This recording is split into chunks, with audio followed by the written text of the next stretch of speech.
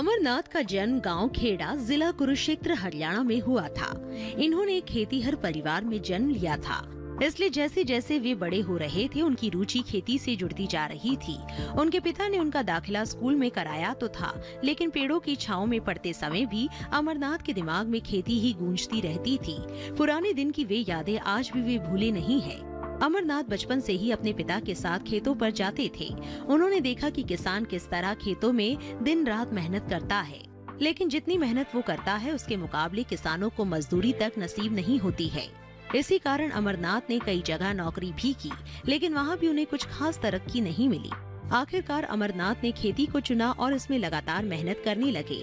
वो दिन रात खेतों पर काम करते, बुआई बिजाई से लेकर कटाई तक सारे काम वे खुद ही करते हैं।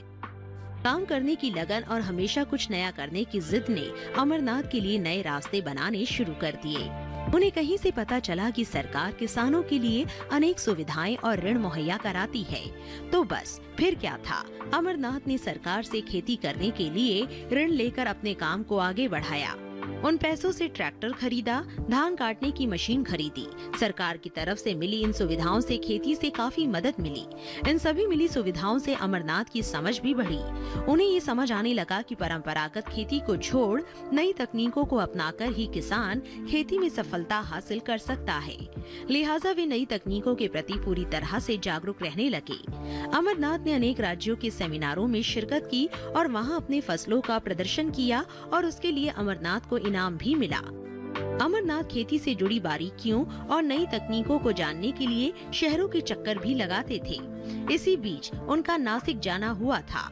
वहां जाकर उन्होंने उन्नत किस्म के प्याज की उपज के विषय में विस्तार से जानकारी इकट्ठी की।